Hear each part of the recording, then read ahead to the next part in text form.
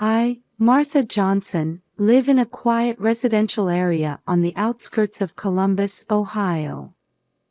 Even at 62, I continue to serve as the organist at our local St. Mary's Church. On Sunday mornings, it's my routine to greet neighbors on my way to church. Good morning, Martha. Looking forward to your lovely playing today, Ellen Cooper from next door calls out. Thank you, Ellen. I've prepared something special for today, I reply with an inward smile. Music is my life, and playing at church is a precious bond with the people in this town. When I return home, my daughter Sarah, 35, is preparing breakfast in the kitchen. Welcome back, Mom. How was your performance today? Sarah asks. It went very well. Everyone seemed to enjoy it, I answer, looking around for my grandson Tommy, 8. Is Tommy still sleeping? Yes, he was practicing piano late last night, Sarah replies. Indeed, Tommy is our family's treasure. Despite losing his sight in an accident at the age of 2, he possesses an astonishing musical talent. Every time I hear his piano playing, my heart fills with warmth. Sarah's husband, John, 37, comes down the stairs. Good morning, everyone. Martha, how was your performance today? It was wonderful, John, I reply, watching the happy faces of my family. However, I don't miss the occasional shadows that cross Sarah and John's expressions. Are they remembering Tommy's accident? At breakfast time, Tommy finally wakes up. Good morning, Grandma, he smiles at me. His smile is as bright as the sun, lighting up the whole room. Good morning, Tommy. How was your piano practice yesterday? I ask, and Tommy's face lights up. It was great. I can play the new piece much better now, he answers happily. Our daily lives revolve around Tommy's music. The neighbors also recognize Tommy's talent and often offer words of encouragement. Just the other day, when I met Mrs. Richardson at the supermarket, she said, Martha, I'm looking forward to Tommy's recital. That child's talent is truly special. Indeed, Tommy's talent is special. But more than that, what I'm proud of is his positive attitude and willingness to work hard. Despite losing his sight, he never gives up and puts his all into music. This attitude gives courage and hope not only to our family but to the people in this community. At night, the sound of Tommy playing the piano echoes throughout the house. As I listen to the beautiful melody, I think about his future. Surely, a wonderful life awaits him. Believing this, I vow to continue supporting him. On Tommy's 5th birthday, our family prepared a special gift. We had the old upright piano in the living room professionally tuned. Tommy, happy birthday. This is your present, I said, and Tommy carefully approached the piano and touched the keys. I'll never forget the expression on his face at that moment. It was a radiant look, a mixture of curiosity and joy, as if he had discovered a new world. Grandma, is this a real piano? For me? Tommy asked excitedly. Yes, Tommy. It's a special piano just for you, I answered, and Tommy happily began pressing the keys. From that day on, Tommy's interest in the piano grew stronger day by day. Every day, As soon as he got home from school, he would sit at the piano and play with the sounds. I watched over Tommy's interest and gradually began teaching him the basics of piano. We started with simple scales and gradually progressed to simple tunes. Surprisingly, Tommy's progress was beyond imagination. He quickly memorized the songs I taught him and went on to tackle more difficult pieces. His fingers danced over the keys, producing beautiful melodies. "Martha, Tommy's talent is truly remarkable," Sarah said one day. However, I sensed some complex emotions behind her words. John was the same. "Tommy, you're amazing. But you don't have to push yourself too hard, you know," he said, seeming somewhat uneasy. I was a bit concerned about Sarah and John's reactions, but I decided to focus on nurturing Tommy's talent. I consulted with Mrs. Anderson, the local piano teacher, and decided to have Tommy attend her piano lessons. "Martha, Tommy's talent is truly special," Mrs. Anderson exclaimed in surprise. "His musicality surpasses any student I've ever met." The other students in the class were also amazed by Tommy's performances. Tommy's ability to perfectly play difficult pieces despite his lack of sight was an inspiration to everyone. When Tommy turned 6, at Mrs. Anderson's suggestion, a small recital was organized. On the day of the recital, the community center hall was filled with local people. When it was Tommy's turn, the venue fell silent. Tommy took a deep breath and sat at the piano. Then, he began to play Chopin's Nocturne. As the beautiful melody filled the hall, the audience held their breath. When the performance ended, the venue erupted in applause. Many people stood up, applauding Tommy with tears in their eyes. "Martha, your grandson is a genius," Mrs. Cooper, who was sitting next to me, said excitedly. "I've never seen a child with such wonderful talent before." After the recital, many people began talking about Tommy. A small article about Tommy's talent was even published in the local newspaper. However, amidst the excitement, I was concerned about Sarah and John's behavior. They wore happy expressions, but they also seemed somewhat uneasy.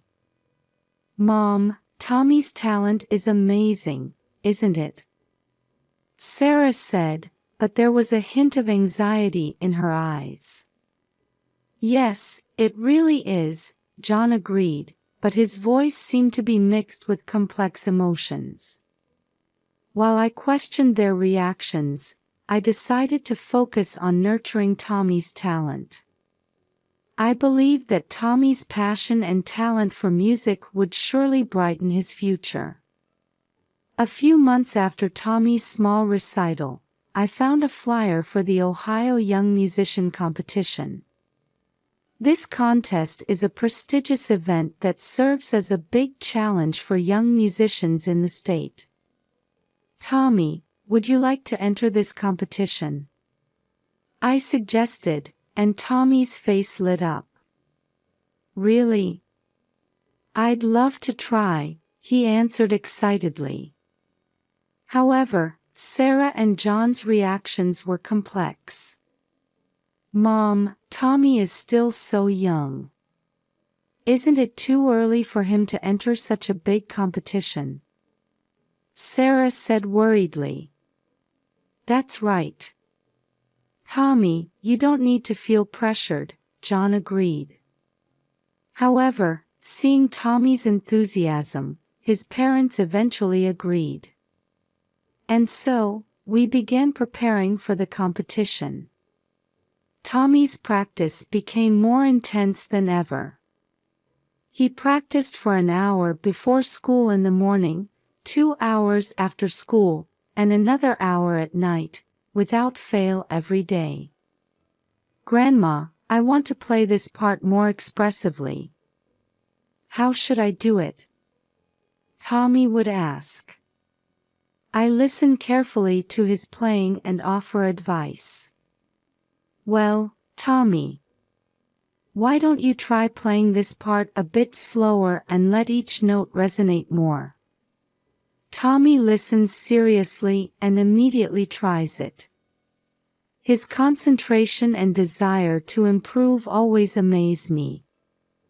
However, as the practice continued, a change appeared in Sarah and John's attitude. The two, who were previously supportive, began to show anxious expressions. Tommy, why don't you take a break now? Sarah began to say frequently. That's right, Tommy. Don't push yourself too hard, John chimed in. I felt uncomfortable with the change in their attitude. Why are they so reluctant when this is a chance to develop Tommy's talent? One night, I overheard Sarah and John's hushed conversation. John, is this really okay? Tommy is. I know, Sarah. But at this point, their conversation was fragmented, and I couldn't catch everything, but I felt there was some serious secret. As the competition approached, Tommy's anxiety also grew.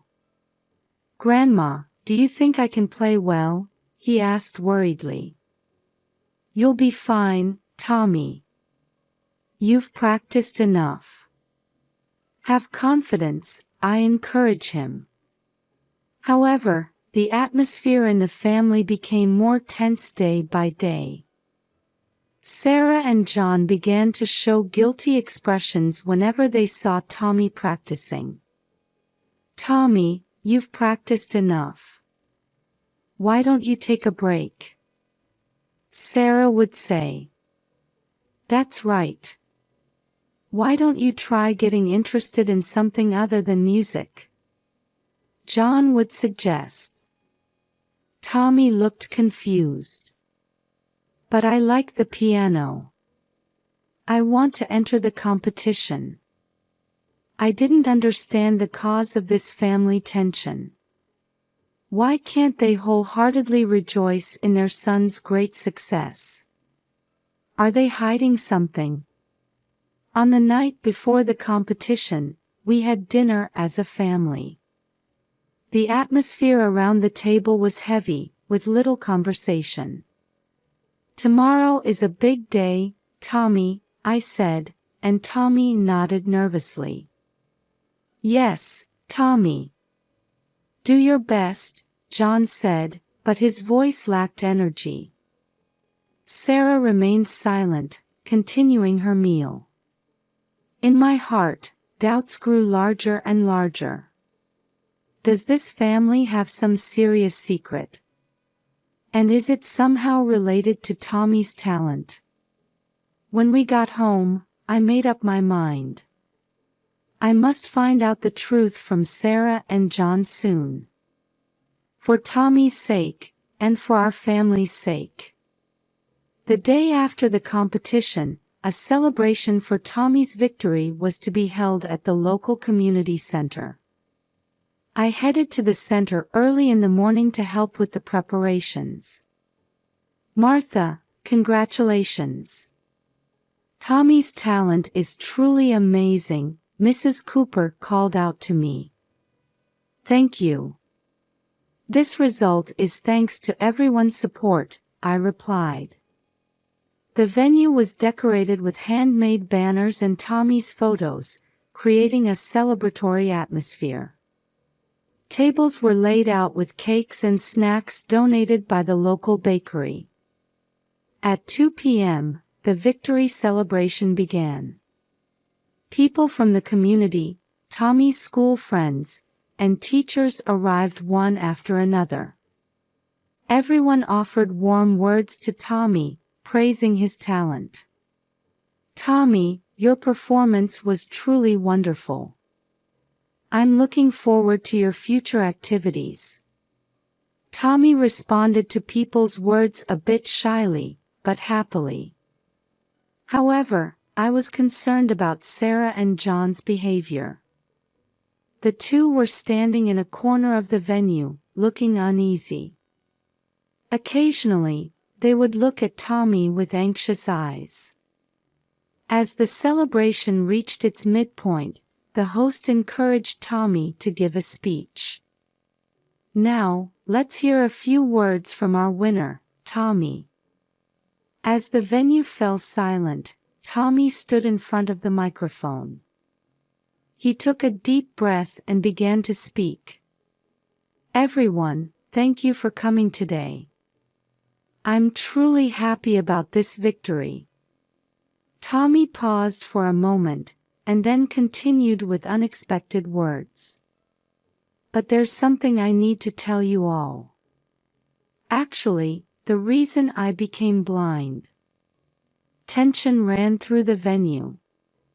I could see Sarah and John's faces turning pale. Actually, it wasn't an accident. My parents intentionally. The sudden confession threw the venue into chaos. People raised voices of surprise, looking at each other. My parents deliberately injured my eyes to make me famous. Tommy's words plunged the venue into complete confusion. People raised voices of anger and surprise, and some even began to cry. I was in a state of shock, looking at Sarah and John. The two were pale-faced and trembling. Suddenly, Sarah cried out, "No. That's not." However, her words were drowned out by the commotion in the venue. The next moment, I saw Sarah and John running towards the exit of the venue. Instinctively, I stood in their way. "Wait. Running away won't solve anything." At my voice, the two stopped. Sarah collapsed in tears, and John stood dazed. At that time, someone seemed to have called the police, as the sound of sirens could be heard. The police arrived and began to assess the situation. The officers are trying to calm the chaotic venue. "Everyone, please calm down. We'll hear the details of the situation." A police officer raised his voice. Tommy quietly approached the police officer and began to tell his story. Sarah and John, accompanied by another police officer, are being questioned in a corner of the venue. I stood by Tommy's side and put my arm around his shoulders. "It's okay, Tommy. No one will hurt you anymore." Tommy nodded slightly and leaned against me. A heavy atmosphere hangs over the venue. People are watching the development of the situation with expressions mixing surprise, sadness, and anger. Mrs. Cooper approached me. "Martha, it must have been hard. Is there anything I can do to help?" "Thank you. For now, I just want to stay by Tommy's side," I answered. The police decided to take Sarah and John to the station. As the two got into the police vehicle, I watched with complex emotions. Anger, sadness, and a strange emptiness fill my heart. The victory celebration ended in a way no one had expected. People quietly left the venue, but with great shock. I hugged Tommy and began preparing to go home. The days ahead will certainly not be easy. However, now that the truth has come to light, we must take a new step forward. What will Tommy's brave confession bring to our family? The answer is not yet visible. I only clearly decided in my heart to continue protecting and supporting Tommy. Several days have passed since the victory celebration, and a full-scale police investigation has begun. Tommy and I have visited the police station several times to respond to inquiries. Why did you stay silent until now? When the detective asked Tommy, he answered in a small voice, "My parents threatened that if I talked, they would put me in an institution. But after winning the competition, I gained confidence. I thought I didn't need to hide anymore." Hearing these words, my heart ached. At the same time, I felt deep respect for Tommy's courage. Sarah and John were arrested and charged with child abuse. Their goal was to present Tommy as a child prodigy pianist with a disability and gain financial benefits. Knowing this fact, I felt my chest would burst with anger and sadness. The local community showed surprisingly strong support. Many people are trying to help Tommy, offering free counseling and legal assistance. "Martha, please let us know if you need anything. Let's all support Tommy together," Mrs. Cooper said. Tommy had complex feelings towards his parents. "Grandma, do I hate my parents? Or do I love them? I'm confused," he said crying, and I hugged him tightly. "Either is fine, Tommy. All your feelings are valid." As time passed, changes gradually appeared in our lives.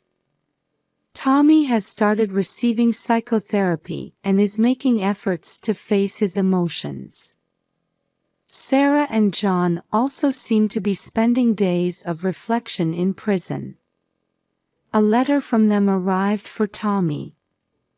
"Tommy, we're truly sorry. We did something unforgivable. We're so sorry for hurting you." Tommy read the letter over and over, and it seemed that feelings of forgiveness towards his parents were slowly growing. "Grandma, I want to go see Dad and Mom someday," Tommy said, and I felt his growth. Sarah and John are also earnestly working on rehabilitation programs while serving their sentences. I received a report from their lawyer that the two are sincerely repentant and want to engage in community service activities after their release. We are now exploring a new form of family. Tommy and I, and hopefully in the future including the rehabilitated Sarah and John, are hoping to build new bonds. "Tommy, your life from now on will surely be wonderful. Your music should give hope to many people," I said to Tommy. Tommy answered with a bright smile, "Yes, Grandma. I'll do my best. I want to make people happy with my music." Having overcome this hardship, our family has become stronger. Tommy's talent and courage, and the warm support of the people around us. All of these are our hope for the future. The road ahead will certainly not be smooth. However, we are determined to move forward step by step, believing in the power of love and forgiveness. I sincerely hope that the beautiful music Tommy plays will